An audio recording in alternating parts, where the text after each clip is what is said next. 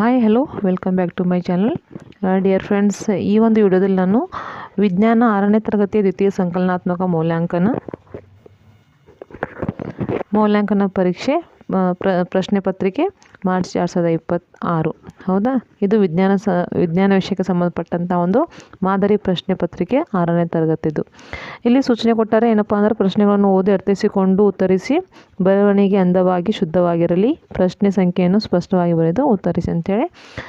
Question number 1 ನೋಡಿ. ಈ ಕೆಳಗಿನವುಗಳಿಗೆ ಪ್ರತಿಯೊಂದಕ್ಕೂ 4 ಉತ್ತರಗಳನ್ನು ನೀಡಿದ್ದು ಸರಿಯಾದದನ್ನು ಆರಿಸಿ ಬರೆಯಿರಿ. 1.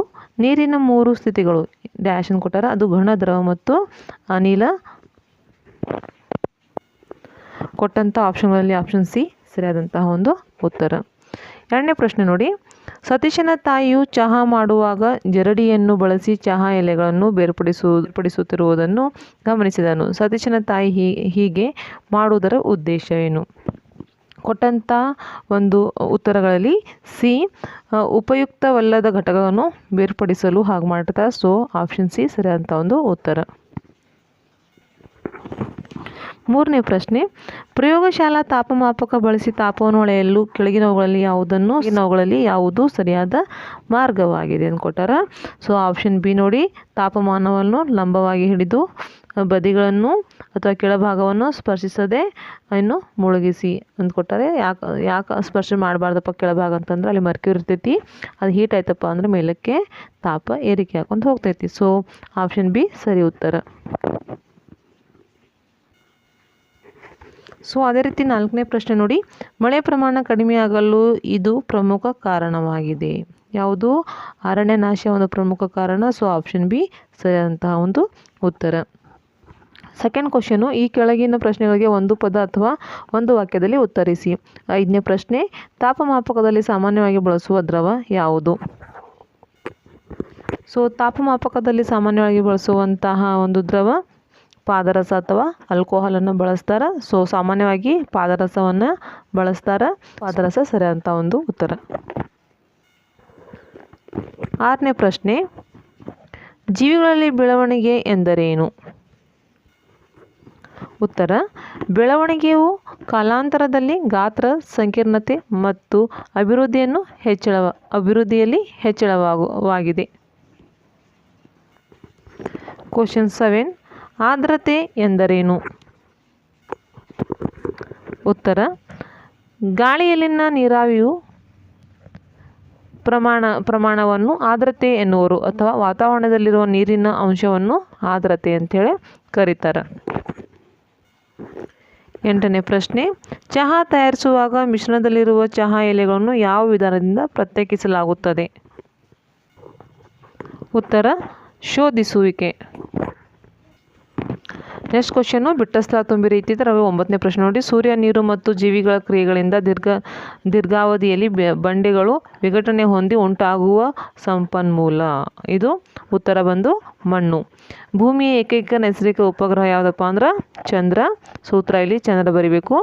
ಜೀವಿಗಳಿಗೆ ಅವುಗಳ ಬೆಳವಣಿಗೆ ಮತ್ತು ಅಭಿವೃದ್ಧಿಗೆ ಡ್ಯಾಶ್ ಅಗತ್ಯವಿದೆ. ಏನು?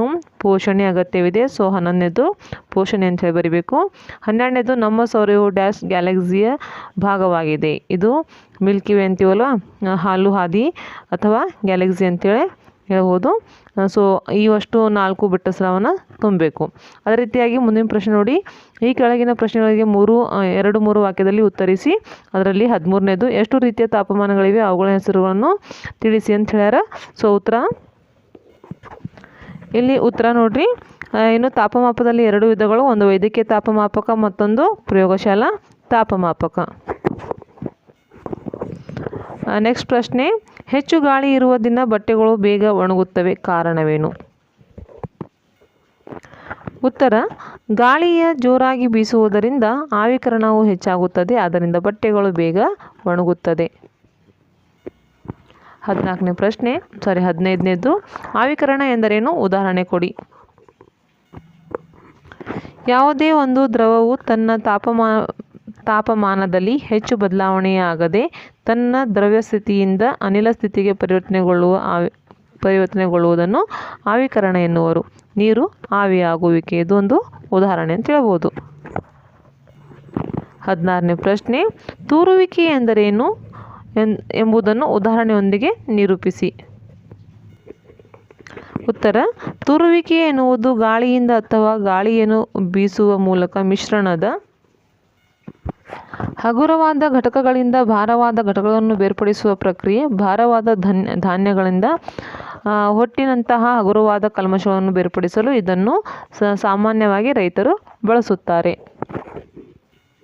17ನೇ ಪ್ರಶ್ನೆ, ಜೀವಿಗಳ 4 ಗುಣಲಕ್ಷಣಗಳನ್ನು ತಿಳಿಸಿ. ಉತ್ತರ, ಜೀವಿಗಳ ಅಗತ್ಯ ಲಕ್ಷಣಗಳಲ್ಲಿ ಚಲನೆ, ಬೆಳವಣಿಗೆ, ಉಸಿರಾಟ, ಪೋಷಣೆ, ವಿಸರ್ಜನೆ, ಪ್ರಚೋದನೆಗಳಿಗೆ ಪ್ರತಿಕ್ರಿಯೆ, ಸಂತಾನೋತ್ಪತ್ತಿ ಮತ್ತು ಜೀವಿತಾವಧಿ ಸೇರಿವೆ. 18ನೇ ಪ್ರಶ್ನೆ, ನೀರನ್ನು ಯಾವ ಕೆಲಸಗಳಿಗೆ ಬಳಸುತ್ತೇವೆ ಎಂದು ತಿಳಿಸಿ. ಉತ್ತರ, ನೀರನ್ನು ನಾವು ಪ್ರತಿನಿತ್ಯ ಕುಡಿಯಲು, ಗೃಹ ಬಳಕೆ, ವ್ಯವಸಾಯ, ಕೈಗಾರಿಕೆಗಳು ಮತ್ತು ಜಲವಿದ್ಯುತ್ ಉತ್ಪಾದನೆಯಲ್ಲಿ ಬಳಸುತ್ತೇವೆ. 19ನೇ ಪ್ರಶ್ನೆ, ಭೂಮಿಯ ಮೇಲಿನ ನೀರು ಕಲುಷಿತಗೊಳ್ಳಲು ಪ್ರಮುಖ 4 ಕಾರಣಗಳನ್ನು ಪಟ್ಟಿ ಮಾಡಿ. ಉತ್ತರ, ನೀರು ಕಲುಷಿತಗೊಳ್ಳಲು ಪ್ರಮುಖ ಕಾರಣಗಳೆಂದರೆ ಗೃಹ ಬಳಕೆಯ ನೀರು, ಚರಂಡಿ ನೀರು, ತ್ಯಾಜ್ಯ ವಸ್ತುಗಳನ್ನು ನದಿಗಳಿಗೆ ಹರಿಸುವುದು, ಕೈಗಾರಿಕೆಗಳಿಂದ ಬಂದ ವಿಷಕಾರಿ ನೀರನ್ನು ಶುದ್ಧೀಕರಣಗೊಳಿಸದೆ ನೀರಿನ ಮೂಲಗಳಿಗೆ ಸೇರಿಸುವುದು, ವಾಹನ ದನಕರುಗಳನ್ನು ತೊಳೆದು ನೀರನ್ನು ನದಿಗಳಿಗೆ ಬಿಡುವುದು. ಇದು ನೀರಿನ ಮಾಲಿನ್ಯಕ್ಕೆ ಕಾರಣವಾಗುವಂಥ ಅಂಶಗಳು. 20ನೇ ಪ್ರಶ್ನೆ ಬಂದು ವೈಜ್ಞಾನಿಕ ಕಾರಣ ಕೊಡಿ. 19ನೇ ಪ್ರಶ್ನೆ, ಭೂಮಿಯ ಮೇಲಿನ ನೀರು. 20ನೇದು ವೈಜ್ಞಾನಿಕ ಕಾರಣ, ಸೂರ್ಯ ಒಂದು ನಕ್ಷತ್ರವಾಗಿದ್ದು ಇತರೆ ನಕ್ಷತ್ರಗಳು ಸೂರ್ಯನಿಗಿಂತ ಹೆಚ್ಚು ದೊಡ್ಡದಾಗಿದ್ದರೂ ಚುಕ್ಕೆಗಳಂತೆ ಕಾಣುತ್ತವೆ. ಕಾರಣ ಕೊಡಿ ಅಂತ ಕೊಟ್ಟಾರ. ಯಾಕೆ ಕಾಣಿಸುತ್ತಂದ್ರೆ ಸೂರ್ಯ ಇತರ ನಕ್ಷತ್ರಗಳಕ್ಕಿಂತ ನಮಗೆ ಹೆಚ್ಚು ಹತ್ತಿರವಾಗಿರುವುದರಿಂದ ಹಾಗೂ ಹಗಲಿನ ಸಮಯದಲ್ಲಿ ಸೂರ್ಯನ ತೀವ್ರ ಪ್ರಖರತೆಯಿಂದಾಗಿ ಇತರ ನಕ್ಷತ್ರಗಳನ್ನು ನೋಡಲಾಗುವುದಿಲ್ಲ ಹಾಗೂ ರಾತ್ರಿ ಸಮಯದಲ್ಲಿ ಅವು ಚುಕ್ಕೆಗಳಂತೆ ಕಾಣುತ್ತದೆ ಅಂತ ಬರೀಬೇಕು. ಕ್ವಶನ್ ನಂಬರ್ 21, ಗೋಧಿ ಹಿಟ್ಟಿನಲ್ಲಿ ಮಿಶ್ರಣಗೊಂಡಿರುವ ಸಕ್ಕರೆಯ ಹರಳುಗಳನ್ನು ಬೇರೆ ಮಾಡಲು ಸಾಧ್ಯವೇ? ಹೌದು ಎಂದಾದರೆ ಅದನ್ನು ಹೇಗೆ ಮಾಡುವಿರಿ?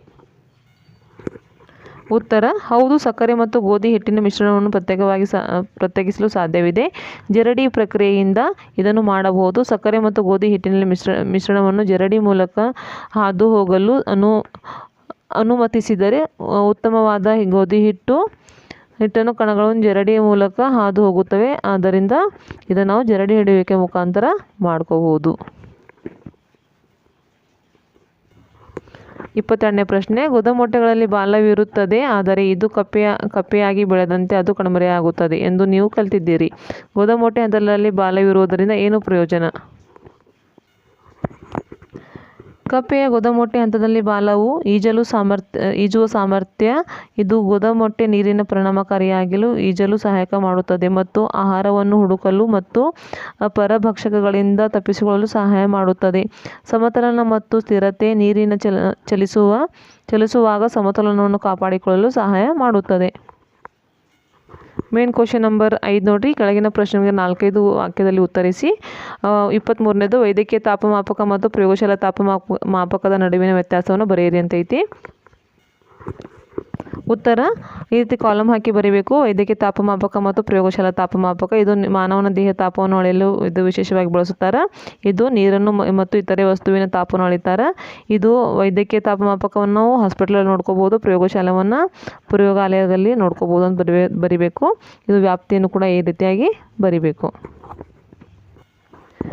ಕೊನೆ ಪ್ರಶ್ನೆ, ಸೌರವ್ಯೂಹದ ಅಂದವಾದ ಚಿತ್ರವನ್ನು ಬರೆದು ಅದು ಕೆಳಕಂಡಂತಹ ಭಾಗಗಳನ್ನು ಗ್ರಹಗಳನ್ನು ಗುರುತಿಸಿ ಅಂತಂದಾರ. ಸೌರವ್ಯೂಹದ ಚಿಕ್ಕ ಗ್ರಹ, ನೀಲಿ ಗ್ರಹ, ಸೂರ್ಯನಿಗೆ ಅತಿ ದೂರದಲ್ಲಿರುವ ಗ್ರಹ ಮತ್ತು ಕೆಂಪು ಗ್ರಹವನ್ನು.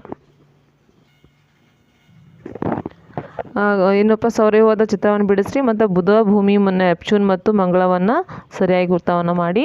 ಸೊ ಫ್ರೆಂಡ್ಸ್, ಇದಷ್ಟು ಈ ಒಂದು ವಿಡಿಯೋ ಆಗಿತ್ತು. ಈ ವಿಡಿಯೋ ಇಷ್ಟ ಆದರೆ ಲೈಕ್ ಮಾಡಿ, ಶೇರ್ ಮಾಡಿ ಮತ್ತು ಸಬ್ಸ್ಕ್ರೈಬ್ ಮಾಡ್ಕೊಳ್ಳಿ. Thank you for watching.